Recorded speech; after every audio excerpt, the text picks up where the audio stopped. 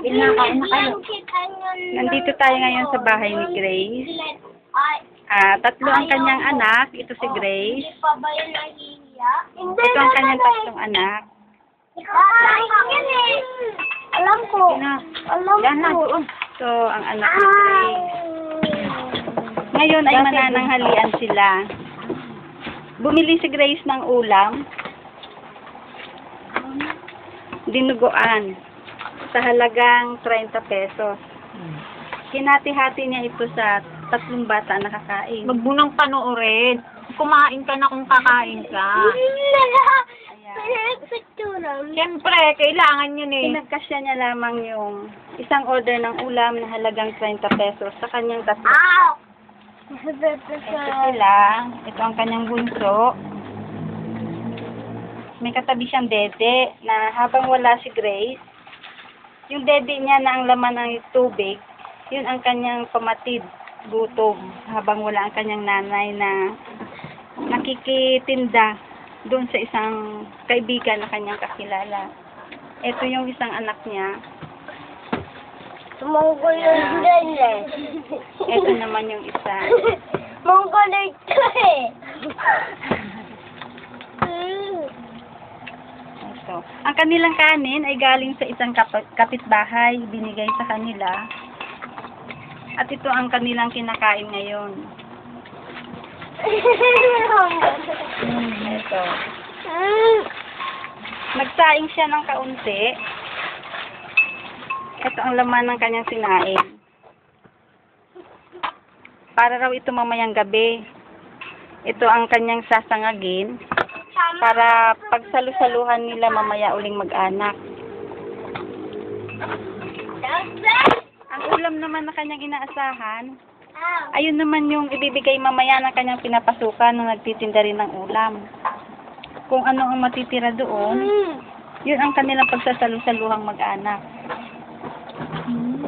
Ayan sila, oh. Sinisimot niyang maigi. Ang dinuguan na dala-dala ng kanilang nanay.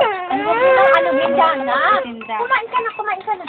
Katukatulong siya sa pagtitinda ng aming kapitbahay. Ang kanyang pinakasweldo ay yung ulam na matitira.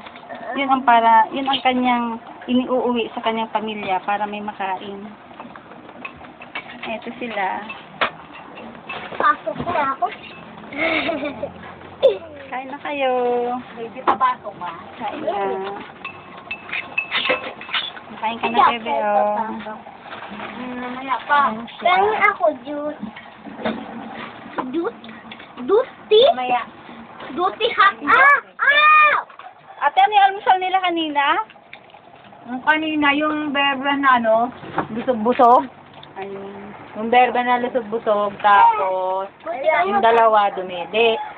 Tapos, binilang sila ng tag sa size na tinapay, tag-isa.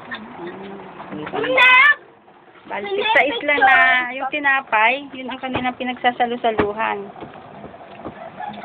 Sa dalawang batang ito, 6 pesos na tinapay ang kanilang inalmusal. Wala na sila baling ininom na gatas, ano? Yung, am na may halong gata. Yung kanila pong almusal ay yung 6 pesos na tinapay at saka yung na nilagyan ng kaunting gatas. Pinagkasya sa kanila. Ito lamang batang ito ang nakatikim ng isang pirasong busog-lusog dahil sa isang gulpa. At nang matapos ng mainom, ang kanyang busog-lusog, ito na ang kasunod. Dahil naubos na yung kanyang ininom, tubig na ang kasunod. Ayan. Ayan. Kumakain siya. Nilang gagamit. Palaging ganun araw-araw, Nay? Tuwing umaga, ganun. Sa tuwing umaga, yun na ang kanilang nakagawian. Ang magluto ng para sa kanyang mga anak. Ang kanilang pamatid gutom sa umaga. Nandito ang papa nila. Nandito papa nila masarap ulam nila. Uy. Pagkatapos may baboy pa kami. Ay, baboy chicken, di ba? Meron kaming ano. Maliit!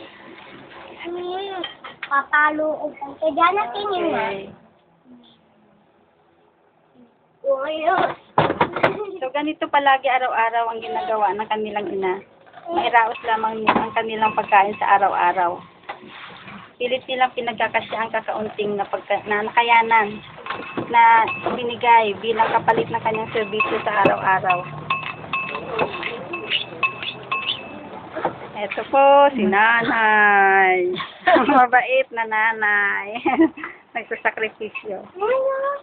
Salamat. Sige.